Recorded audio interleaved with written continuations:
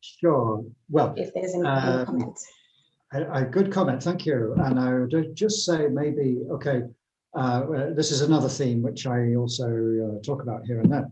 The dangers of a smart city. And if you have, cameras on every corner and everybody is monitored and under surveillance and all the data goes to a big control room and so on and so on. This is very good for solving traffic jams, but it is not necessarily good for people's quality of life. Everyone is then reduced to a number or an algorithm. And then the opportunities for, corporates to get your data or cyber criminals to, extract and so on. These are a big problem. So we talk about, from smart cities to wise cities. What does this mean? It means alongside the smart technology, we need to develop the human systems, which are not only smart, but wise. And what does this mean? It means basically we regard humans as not only material objects, which produce and consume and spend money and so on, but as human beings. We are, we have many layers, cultural and psychological and ecological and wisdom and so on.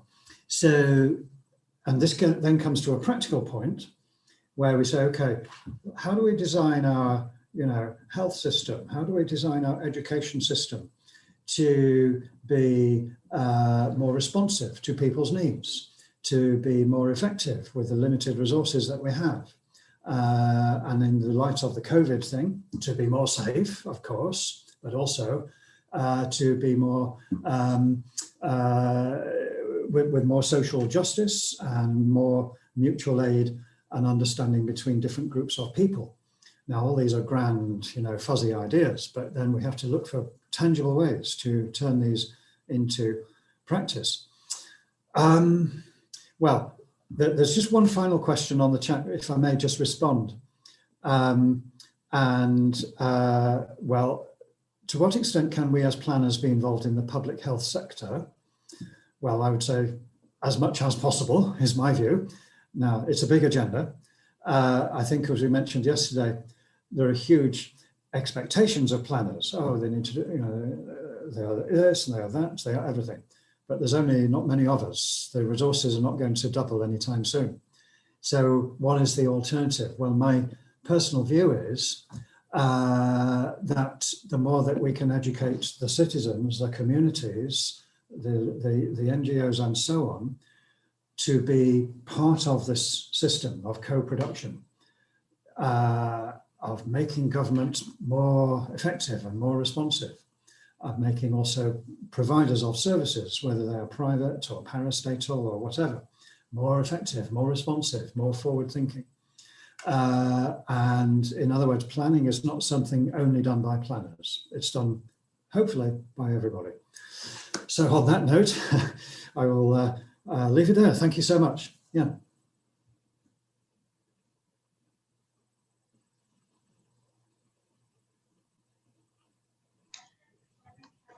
Thank you so much, Mr. Roberts.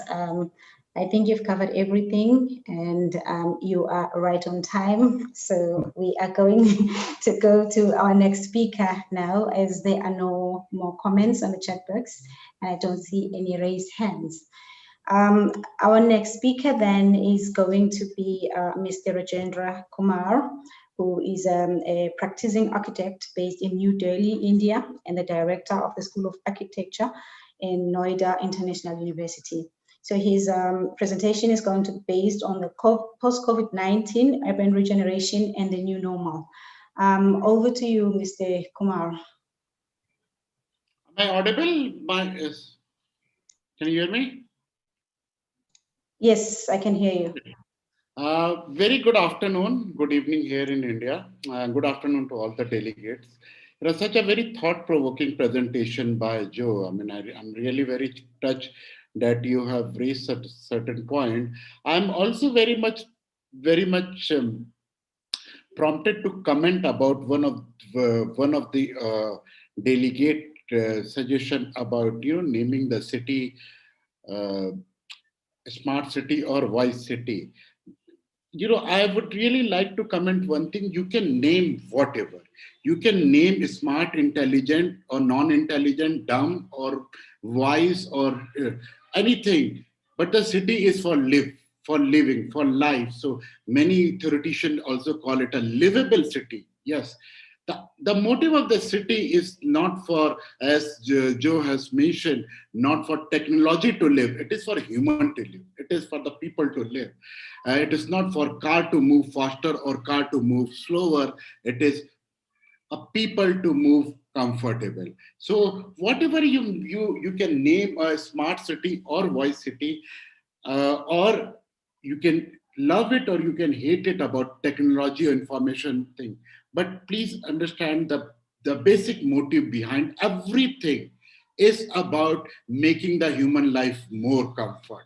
So with this opening note, I would like to present myself. Very good afternoon again. I'm architect Rajendra from New Delhi, India. One of the largest populated country here. Our context, whatever issues which have been discussed by other colleagues, might be a very different one. So with 10 or 15 slides, I would like to provoke some of suggestions, some of point which we have been facing in this very COVID, very complicated time of COVID pandemic. So when we are talking about COVID, I mean, uh, am I, why?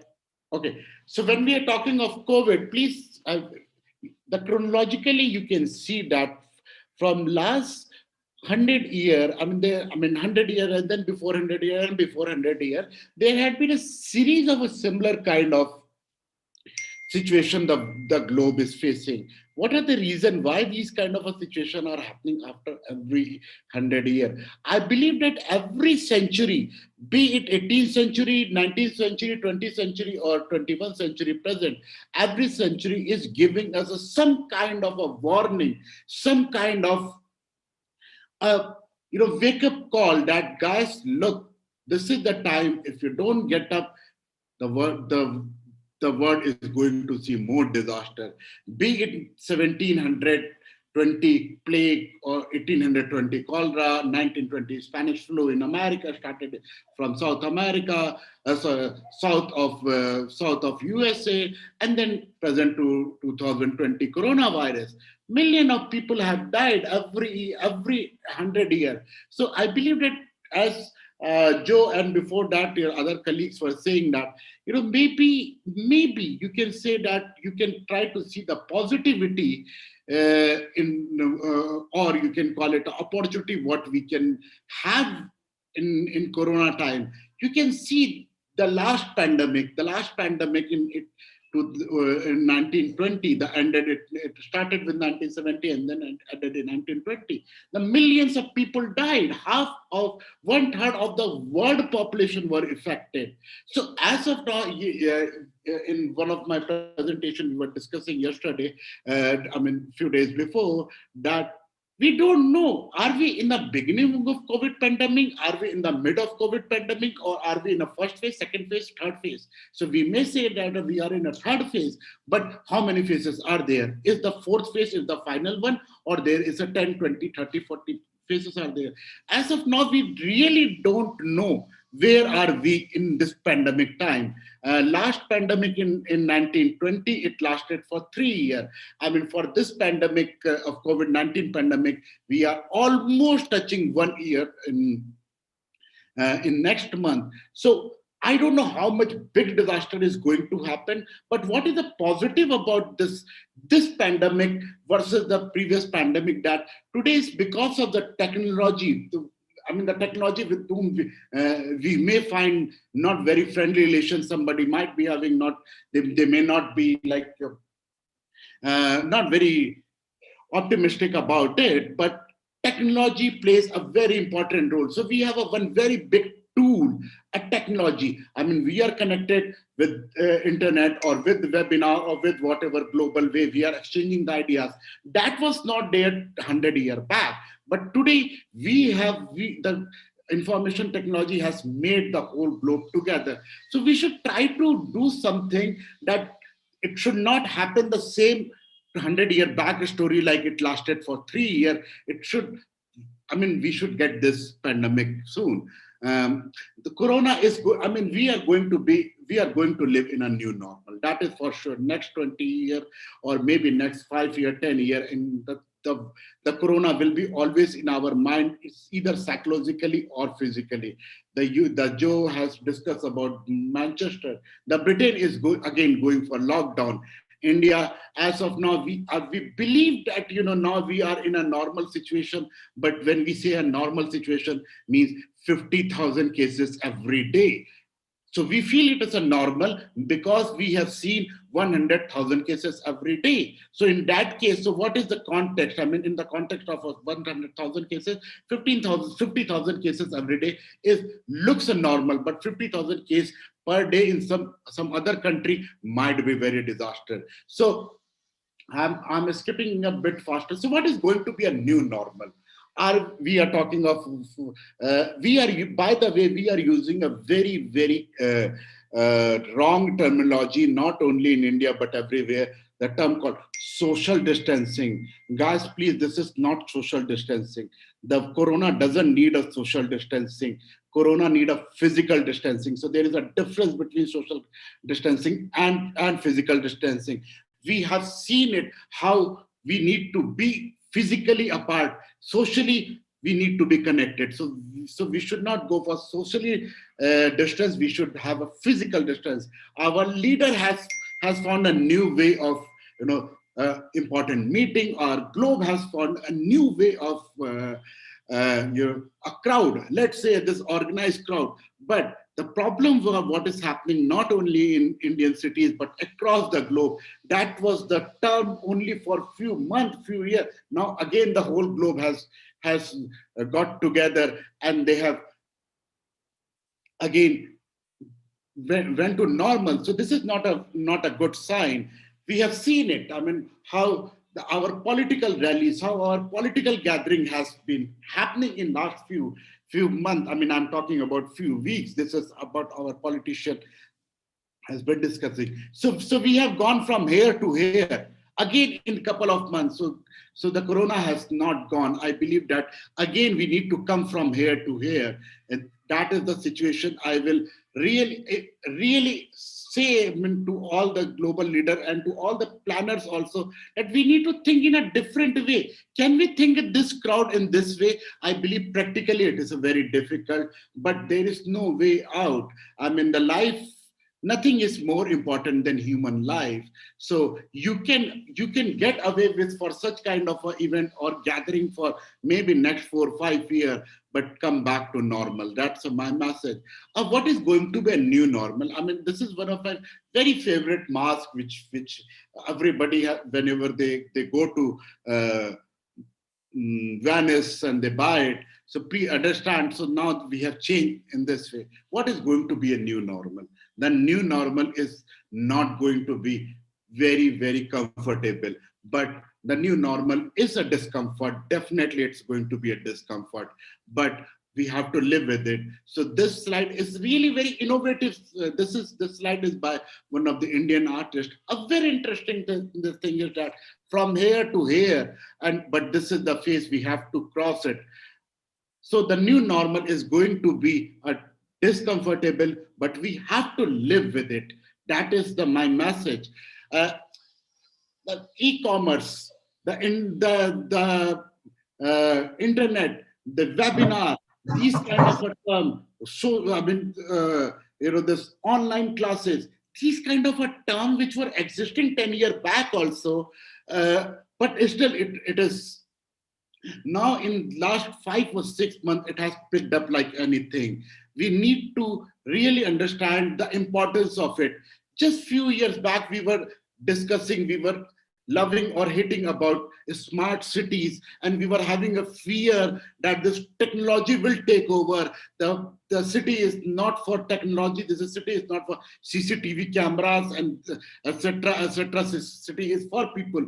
Yes, we agree, but please see, in this time of corona, this information technology had been the booster for connecting the whole globe. When we are talking of connecting the whole globe, there are a lot of things connect. The exchange of idea, exchange of information, exchange of policies. So we should understand the power of this IT. We should not negate the power of technology and information technology. I am very much into the adoption of any kind of a new technology. My 8-year-old son, he plays the computer or smartphone much better than me. I believe such kind of a generation is going to be. Is my slide freeze? Okay, we have seen our globe. We have seen our globe empty. We have seen our monument without people. But again, the people are going back in normal. So, but when we come back to normal, we should really come back normal in this way. The new word is going to be a sustainable development. The importance of sustainability has again come back. Please understand that 17, 18, 19, every 100 years, the word is giving us a sign that please respect the globe. We have the new in term global warming and such kind of a thing. And still we have been not accepting it. The challenge of the nature preservation and ecology. I believe that economic development is important. Social progress is important. Environmental responsibility is important. Variable word is important. But please understand the sustainable development where we respect the nature. Otherwise, the world is going to see next few years again the similar kind of a thing. And maybe this time it will not be after 100 years. It may come again after 10 years. We are doing this conference in with South America. I believe that everybody knows what happened in Cape Town few years back when Cape Town became a zero water city few years back. And the word news says that after Cape Town, the second no water city is going to be an Indian city called Bangalore. So our new cities are going to be like this. I believe that this is an alarming call. We need to get up. There are a number of innovation. I am not saying that the things are not going good. Yes, there are a number of planners, number of architects, designers have done a brainstorming. These are some of the exercise which we have done it, understanding about how our school or how our offices are going to be changed when we come back after lockdown. But these are becoming only the exercise on the paper. These are why these are not practically being possible. Yes, but it will take a little bit time, but at the same time, we should not give up. I mean, this is the time when we do a brainstorming and we imagine the world very differently. These are some of the metrics which we would like to share. I'll skip because of the interest of time. How the world has changed. Please see. The offices are right now. I'm sitting in my dining area and I'm connected with my friends all over the world. This was not possible a few years back. Might be one or two plus minuses were happening. Now your house has become office. Now your office has become house, or now your maybe airport has become your office. You are sitting on airport as Joe has done a very interesting exercise with the connecting of ideas with the smartphone and all those things. So the thing is, the definition of workspace is extremely changing. So is the new offices are going to be a different, or are the new houses are going to be a new offices? Maybe yes, maybe no. But the point is that we really need to rethink about our public spaces and work spaces. Okay. Sorry. Okay. I mean, this is some of the summary. I mean, as I am academician. Just imagine the definition of skipping the class was few years back this, and today is when we are having classes. Our student, when they are skipping the class, they are skipping this way. Yes, it's a good. I mean, definitely, if you are adopting a new technology when you are changing your life in a new way, I believe that there will be a difficult time to understand it. But the point, what I'm saying, that we are living in a very, very privileged time. I mean, there is enough of technology, enough of resources we have. So we should try to adopt it. This is one of the very, very core issue I would like to end my presentation with. When Indian cities went for a lockdown, all of a sudden, it was said that okay, after a few hours, the whole India. When I'm talking about whole India, I'm talking about 1.3 billion people cannot move from their house. So the most vulnerable people in our society, not only in India, but across the globe, all the metropolitan city are the urban poor. Joe has discussed about slum. Yes, any CBD is happening, then slum has to move. If any new project is happening, slum has to move. But please understand, when the CBD is under construction or the new project are under construction, who is working for, who is making it realize? The contractor, the constructor, the labor, they are those people. So we are using them for our benefit, for our CBD development, but we are moving them out. No, that is not going to happen. The city need to be humane, of course. The moment when the city get closed, these people, you can Google about the news. These people of all the maximum of the metropolitan cities in India, they moved from the moment when the lockdown happened, they have to move from their places. And believe me, the word what I'm going to say, it may shock you, but many of the people walked walked barefoot of 500 to 1,000 kilometer. I repeat, 500 to 1,000 kilometer people walked barefoot. So that is the kind of a social situation happened because of in COVID. But again, I'm telling you, our cities are not going to adopt those people who have made our cities. That is the core issue. I am very concerned about it, and I'm working for some project about these urban migrations. And with this note, I would really like to thank all the organizers, Vale, and my colleagues Joe and Professor Manda. I am open for any questions or any discussion. Thank you so much. Thank you very much, Mr. Kumar, for your very informative presentation. I think there is a relationship between what Mr. Ravitz was saying to the presentation you just made now.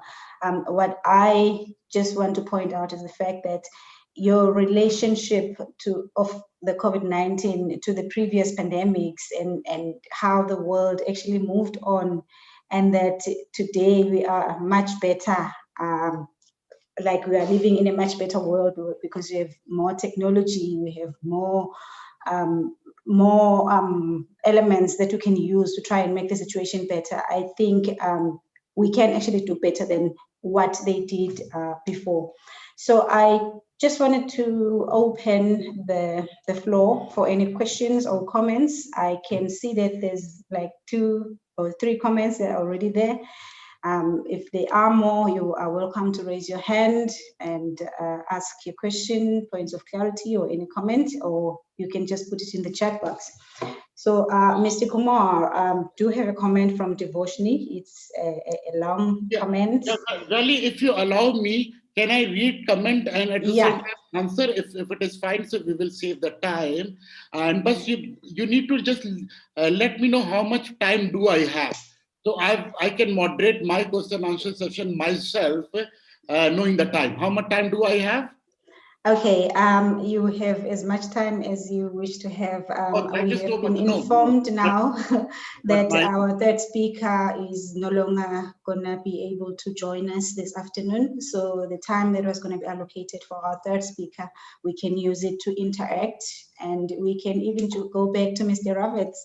He had some interesting questions there that he wanted answers from us, so he can ask the questions and we can respond. Joe, if you permit, I mean, if you allow me, give me, let's say, like a 5 minutes for myself, and then we can interact both. So there are certain questions.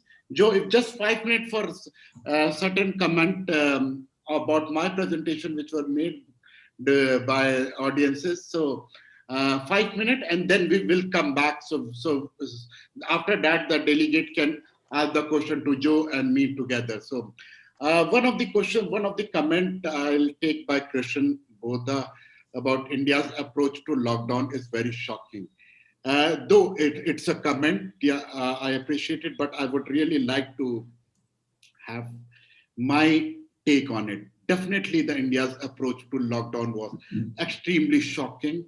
But what other options were there? What other options? There was no other options because we had to go for lockdown. When India went for lockdown in March 2021, that time the cases, overall cases in India were almost like 100 or 150, something like that, less than 1,000. So with the less than 1,000 cases, India went for lockdown of 21 days. When I'm saying lockdown means nobody was allowed to move out of the house except uh, the important, I mean, worker, the food and food or maybe doctors, media, people and all. But let's say like 95% of the population were locked. Today is when 50,000 cases every day are coming. Every day 50,000 cases are coming. Still, the people are moving out. We can consider as a new normal. But yes, we learned. We did not know. We means I'm talking about the whole world. I'm not only talking about India. The whole world did not know that Corona is going to disturb the global cities like this. So it was a learning. Definitely there was some mistake, but it was not a mistake by choice, or I would say it was not deliberately mistakes, but nobody could even imagine. Even WHO at the moment also is not 100% sure about the actual scientific character of this virus. So that's one. The another point about by Devoshini Konar, COVID has given us a many lesson, however uncomfortable we are. It is also highlighted that we need to respect nature and therefore not think of a human life as a supreme above all else. Yes, I absolutely agree with you. In terms of a smart technology, we are lucky that we live in an era where information sharing allows us to learn from experiences globally. However, my view is that COVID may be here for a long while, but we have to adopt and ultimately respect the environment and go back to basic planning principle about balancing social, environmental, and economic spheres. Yes. So Devashini, I believe that you are contradicting your own statement. I absolutely agree that the nature has to respect, but at the same time, the technology is also need to be respected. Please, the respect for nature and ecology or natural. I believe if you start thinking about technology and so-called sophisticated information tools, you may love your nature much more. I'll give you a small example. Maybe 20 years back or maybe 30 years back, when I was, let's say, dating my present wife, that time this video communication of meeting each other and every day, showing the faces to each other, it was not possible.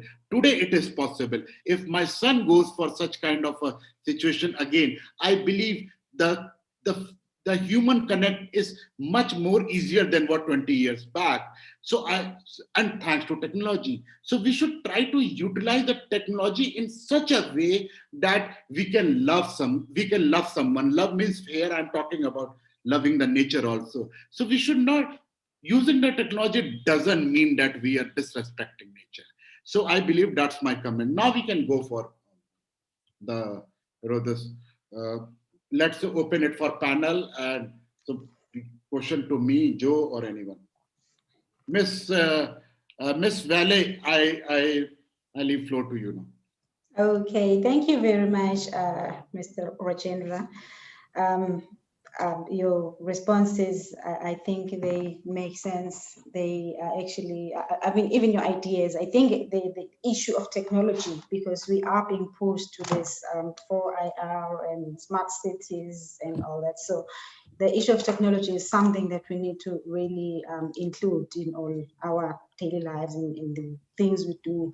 I understand that we also when we also had a lockdown, we've been working from home since March, and the technology part was key to us having to continue with service delivery. So I think there are other comments that have just come through in our chat. There's one from Christian Border, which says he agrees with Devoshni, and also a Greenpeace activist. Okay, he's also a Greenpeace activist, and they have for many years promoted environmental protection and well-being. So COVID-19 has only amplified such aspects. So that is a comment just in response to Devotion's comment that was written earlier on.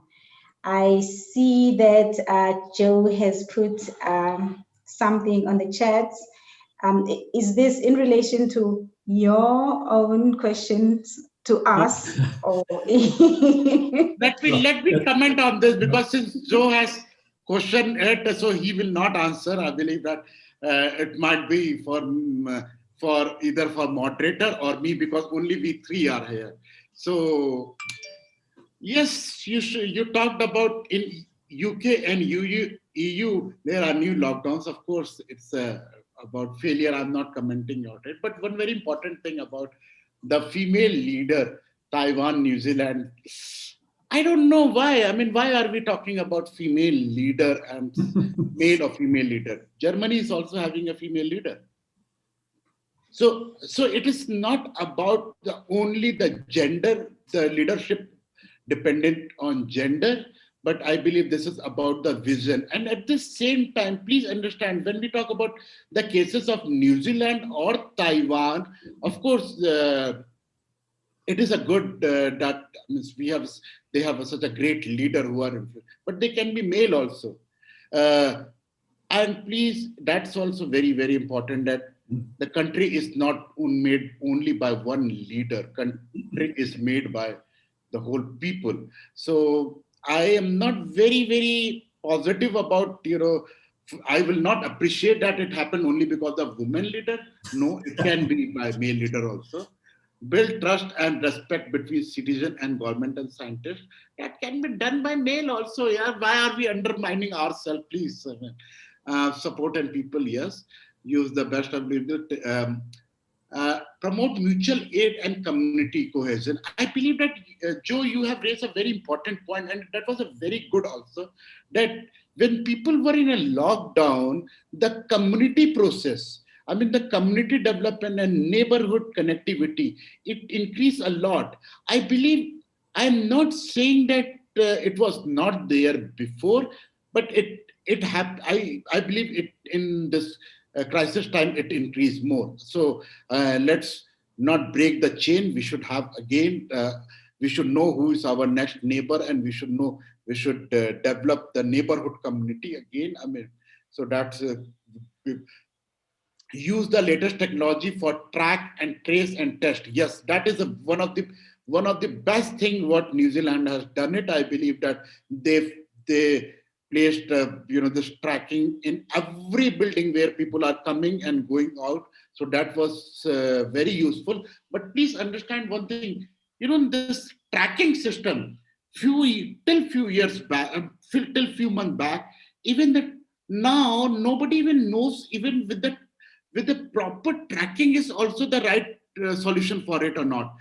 You remember a few months back, UN has said that corona is not a airborne disease. Then they went back again. They said, no, it's an airborne disease. The mask, the type of a mask, I don't know if that specification is in UK or in the other part of the world, N95 mask. N95 mask was very common. It was recommended by WHO also, that this mask is the recommended by WHO. Again, they went back. They said that no, this mask is not the better mask. There is another mask. The 3-layer masks are also there. So the whole world is also learning. Don't know if the tracking is the right device. I mean, tracking is the right track we are going. Tracking of the people in India. I'll give you a small example. In India, there are theory came. I mean, there are scientific result came that everybody, every third person in India, every third person in India were affected by corona, and it automatically it was cured. I might have corona, but I had not to go to hospital or anything. My immune system again developed it. So antibody against corona has developed in my body. So every third person in India has antibody against corona. That nobody knew about it 3 months back. So there are a number of things are coming. I personally think that even the tracking, maybe just wait for a few more months, even people may come up with this result that tracking is also not a right advice. I am not saying that, I'm not saying as a proven fact, but I assume that it may also happen because there had been number of stand change happening by all the scientist leaders and everything. You might remember that around 32 scientists across the world, they recommended to WHO, and they said that no, it's an airborne disease, but UN did not accept it initially, but now they have accepted it's an airborne disease. So these are some of the things, a learning process. And other comment about this, support people who are in isolation, yes. Shielding, yes, of course, that's a nice suggestion. Adopt innovation in design and use of a built environment. That's what we, as an architect and planners, we need to do. I accept with your suggestion. So other question might be for Joe. There are 3 more comments.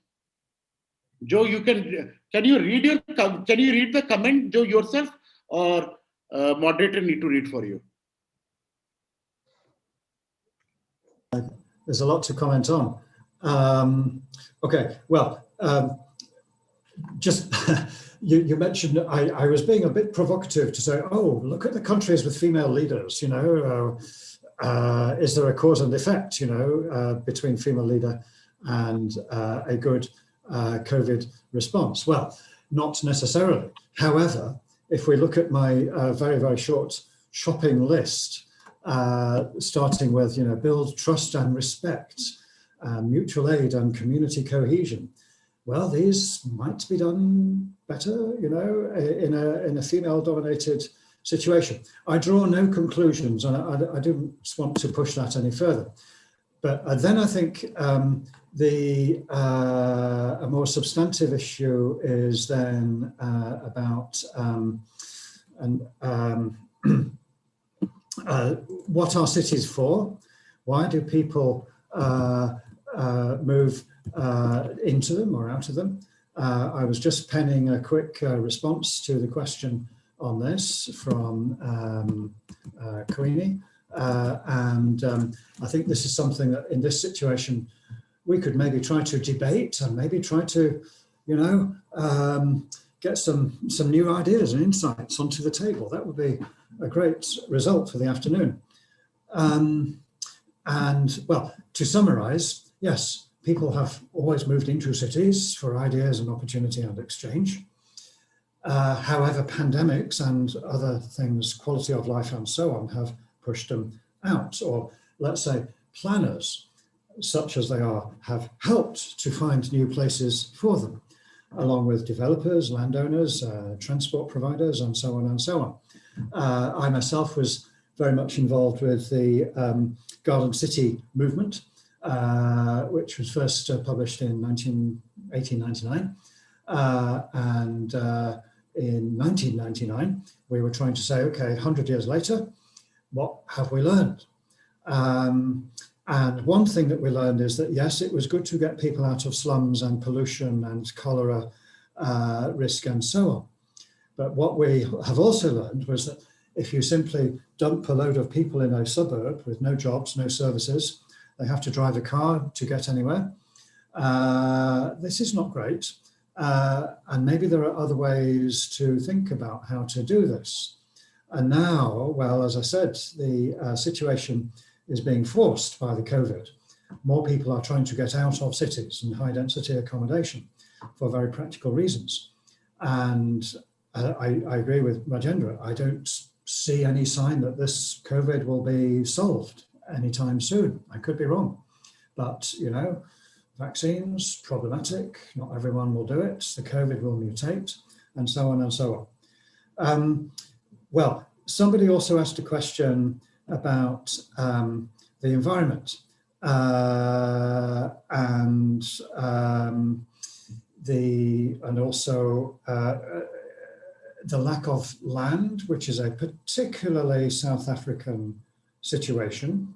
And again, I can only observe from my limited knowledge, but I can see, yeah, the access to land, security and tenure and ownership of land, it's problematic. It's also problematic here for different reasons, but similar in principle, which is the land here, UK meaning, was grabbed by the elite about 200 years ago or more. In other countries around the world, the grabbing is going on as we speak. So, okay, this is, that's the difference. In South Africa, well, it's a kind of legacy from, that whole historical era. Now then, we say, okay, is there some optimum solution to where people want to live, the facilities and services that they might have, the traveling, which somebody has just raised, Christian has just raised, about travel costs to the urban poor. And if we spread everything out over a large radius, do people have to then spend an hour and a half each way? And even on the GAU train, this is like, a big thing. Well, idealistically, we say, okay, now we have learned a couple of things from the COVID era. One is that, yes, you can do quite a lot with Zoom and similar technologies. If people work from home all day, every day, they start to go a bit crazy, and it's very difficult for people with children and so on. So let's rethink how people want to work in a new kind of networked, distributed environment. And my personal view is, because at the same time, we have our local centres, which were, with local shops, meat shops, book shops, dress shops, and so on. So many of these are closed because people are now ordering everything online. So Amazon is now the richest company in the world, but our local centres, which were full of life and mixing and so on, these are dying on their feet. So there seems to be an obvious opportunity to say, oh, okay, you have these shops which are dying, let's reinvent them as local workspaces or social workspaces, all very safe and distanced and so on and so on. But let's say, yeah, why should we assume that people will work, 8 hours per day for 5 or 6 days per week? And then if they are not working, they are doing leisure. Actually, life is much more interesting in so many ways. So let's see the local centres then becoming hubs of activity, social mixing, social enterprise, commercial enterprise, and so on and so on. Just yesterday, I found one piece of good news in all the madness of the world. Oh, a network of local bookshops all across the USA and UK is now setting up an online platform to compete with Amazon and to say, okay, yeah, now we have the technology. You can walk into your local shop, you chat to the people there, they are interested in the same things as you. And then you say, okay, can I get this book? Yeah, fine. Click, click, click, and it will be here tomorrow, and so on, or even online. In other words, there are opportunities in the midst of all the problems. And I think this has big implications for urban planning and design. Well, I could go on, and I have a picture already forming in my mind, but let me stop there. And I can see there's a lot of chat on the room. Now, Velili, can other people speak? Is that allowed? Yes, that's allowed. As I said at the beginning of the session, if anyone would like to speak, they can just raise their hands and then I can let them speak. If they don't have a tab to raise your hand, you can come through because there's not a lot of us in this room. So if anyone wants to talk, they are welcome to. And can I make one suggestion? We could go right around everything and talk about, you know, the meaning of sustainability, etc. In our last 20 minutes, in my view, it would be really great if we could focus in on just one or two practical questions and just debate those with a number of views. And then, you know, we have a result at the end of the afternoon. And that would be really great. And we can report back to the plenary and so on. So I think one question is this question of land and density and where will people be and what, you know, and so on. That's one big question which I can see in front of me. Maybe there's another one, which is, I think if I can read this well, it's also, there's a big question about the land and the environment, the ecology, and how do we ensure safety with, you know, rising standards for environmental quality and freedom from pollution and so on. So I think there's two big questions there. Okay, there's another comment that was posted by Mrs. Ondo, highlighting on the need for scenario planning as a tool, maybe to plan post-COVID. I think that one, maybe if you can touch on that one, if possible. Sorry, is this on the chat? Can I just comment one thing? Maybe if talking about the valleys, and because she has read about this question, post-COVID urban planning. Please understand, I mean, when if you remember like a 3 month back or 4 month back, the recommendation for the physical distancing between two people were 2 meters. Now, in India, the recommendation is that the physical distancing between two people should be 1 meter. Few months back, the recommendation for quarantine, for person to be quarantined to overcome the corona symptom was 14 days. It became now 10 days. Latest, just yesterday, the recommendation came 7 days. So I believe these few examples which I am quoting is that we should not be in much hurry to start thinking about post-corona urbanism or city, or because when we talk about planning, we talk about projection of 10 year, 20 year, 30 year. Maybe tomorrow, I am not saying it's because since it's a live and all world is watching. So this is my personal comment and my personal assumption. So it's not a scientific assumption. Maybe tomorrow, the scientific research comes by some organization and it says that for corona, the physical distancing does not matter. Maybe when it was 5-6 months back, it was 2 meter gap, then it went for 1 meter gap. Imagine if 5 months back, we would have planned our whole city thinking about 2 meter gap. Within 4 months, we had to change.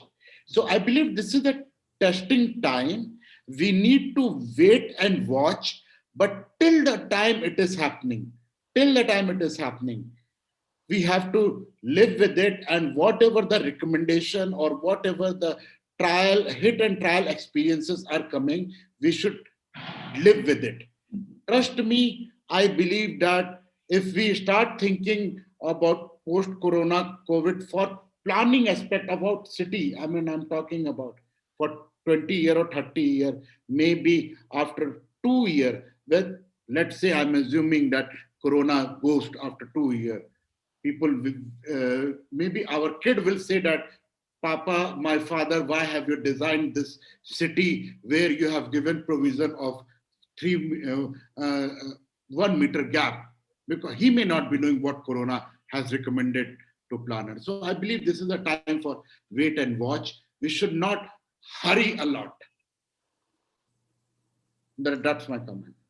Okay, thank you very much, Mr. Kumar. There is a hand from Chantel Palian. Can you please give her a platform to ask or comment? How can I give? I don't know how does. You can go ahead, Chantel. Yeah. Okay. Can you see me? Hi guys. It's dark in my office. I just want to thank you guys, Joe and the architect, Jendra. I just want to thank you for your presentations. They were beautiful. They were wonderful, very insightful.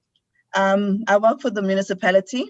I am a registered planner, and I just have just a couple of things that I'd like to highlight and maybe ask a question at the end. And I'm going to make a stab at Joe. But saying this first comment is, we are on level 1 as a country, the South Africans, and our male first citizen locked down the country as soon as we heard there was an issue with this virus. And we have to commend him there, because I think he took such a risk economically with doing what he did. He locked us down, we couldn't move, everybody had to be in their homes. And at first it was very hectic. We were all like, you know, how are we gonna cope? And as human beings, we learn to cope. I'm listening to the traveling into areas. I'm listening to the talk about rural areas, about how we're going to get infrastructure, food security, and the like. How we're going to get that to the rural areas. We're talking about urban sprawl now. We were so against it before, and I remember the Garden City. I did that at university, about how it was supposed to be an excellent way of moving forward as planners. And I'm of the opinion that we need to get buy-in from the community. We need to get buy-in from the citizens. We need to get buy-in from everybody. I don't agree with urban sprawl. I live far away from where I work, Joe and Rajendra, and it's difficult. It's an hour and a half on the road, and it changes your well-being. So for people going to be moved out, and then we need more space as South Africa, you know, it's an issue. Land is an issue. We had a case here in our office of COVID, and all we did was make sure that we had our masks, we sanitized, we washed our hands, and everything was great. I think that if we have to practice our new normal by educating, by encouraging, by making it a fashion to have beautiful masks. Apparently they're going to have masks that are transparent, which is also awesome. We need to get people more involved to show them the seriousness of this. Our death rate is 2%, which I think is awesome. I mean, not awesome, but I mean, it's much less than the rest of the world, you know? And I think it's because of our initial lockdown. I just want to bring up to that the population size is also very important. I know India has billions of people. South Africa has 58 million, Taiwan 23, New Zealand 4 million citizens. But I think that the best part, the important part would be for people to buy in with the planners, to buy in with getting used to this and getting to work together to, you know, to make sure that we are all safe. And the best way, and they keep on saying it, all the leaders, I hear them, wear your mask, sanitize, social distance, and I like the physical distance. What we need to do is, I don't know if you've seen it, Spain has movies outside. They have, you're gonna watch a movie, you can stand by your window and you can watch a movie. I think that's awesome. They're saying that you can safeguard yourself in restaurants with those see-through things. Yes, it might be expensive, but in the long run, you are saving yourself. Or else don't go out and eat. You're saving somebody else, or you're protecting somebody else. So I think that we need to get people to buy in. We need to advertise. Political leaders need to make sure that it's on their platforms. The stars in our country need to show that it's the new normal and this is how you do it and this is how you safeguard. Don't be throwing parties that are on social media, Instagram and things of the like. The more we protect ourselves, the quicker that this thing will go. And I know people are saying that it's going to take long, but as soon as people get it into their minds that this thing is real, it's killing family members, it's a big problem in globally. We don't need to move out, but this is just my opinion. Don't sprawl, keep it, but just make sure that you do what you're supposed to do. Yes, Joe. Okay, well, so I get everything you say, it's great. But then my question to you and anybody else who wants to jump in is to say, okay, yes, we're trying to do this, but we're starting from a society which is in division and conflict, and speaking for the UK in this way. And another thing in the mix is, the people who suffer the least from the virus are the young people, but they are most likely to spread because they get around, they have parties and so on and so on. And they also have the least trust in the government and policy and regulation and so on and so on. So now it's all coming to the boil, and people are holding protests, they're having illegal parties and raves, businesses, so we have a new rule which says, okay, all the bars have to shut, but if you're a restaurant, we're serving you can do a takeaway with a drink, and then people will sit on the pavement outside. So, okay, so we serve payments and drinks, and then there's 100 people all sitting outside, the front door, and so on. In other words, wherever you have a rule, people will find ways to break it. And the more that the society is conflicted and divided, the more they will do this. So then my big question to myself and anyone and yourself is, okay, now we're at this point, we really need everybody to work together and trust each other. But we would not want to start from here, but here is where we are. Is there any secret to doing this? Are there any magic things buttons to press? I don't think so, but any ideas are gratefully received.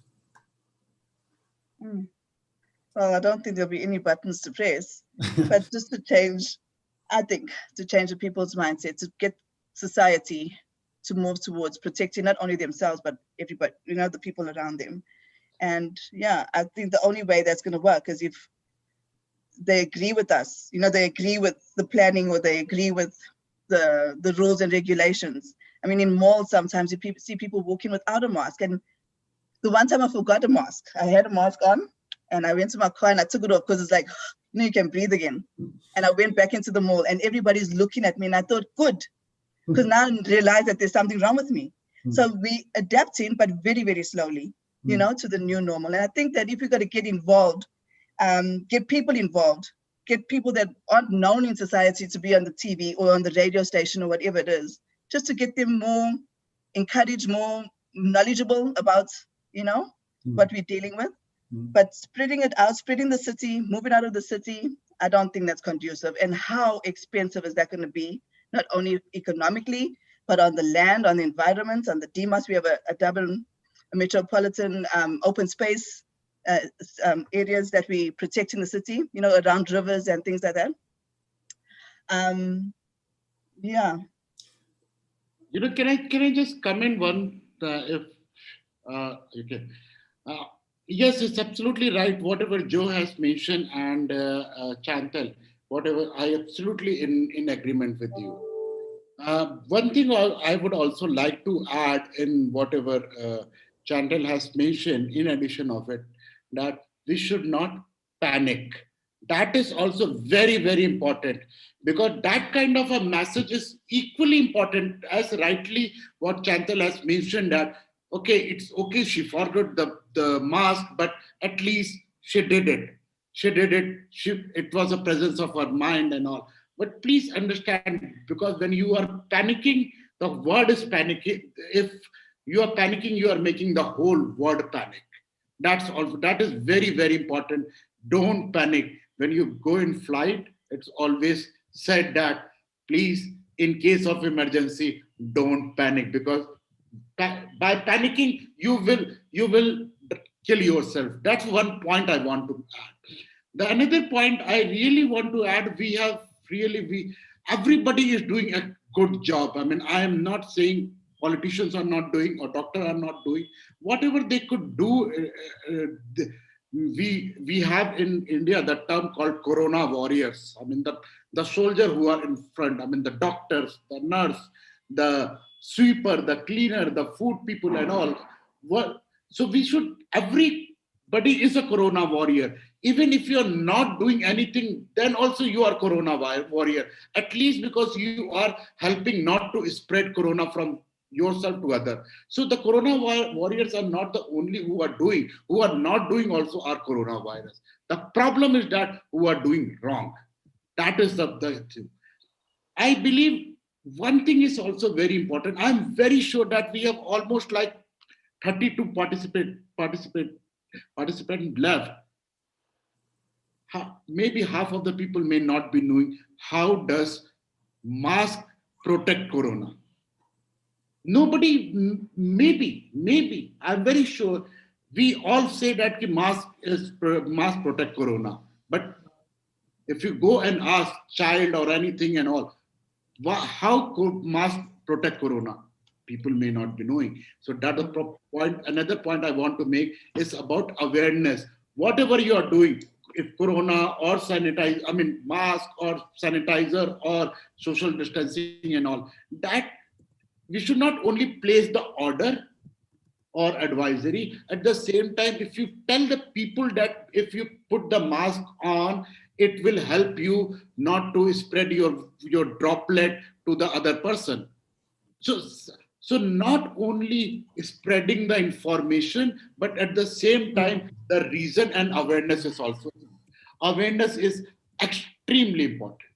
That's the point I want to make. Thank you. Thank you very much, Mr. Kumar. And thank you, Chantel.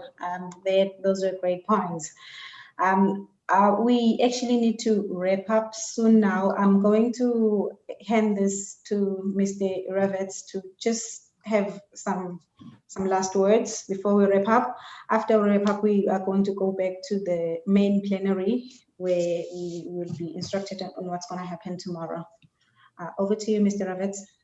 Okay, well, I wish I had some clear answers to put, forward, but there are questions on all sides which have been raised, and well, I think all I can say with some confidence is that this is a very interesting time to live in, and a very, very interesting time to be a planner or anybody involved with the making of cities. I just put on the chat one other example which I've looked at in detail. How to upgrade, how to retrofit our housing for energy efficiency.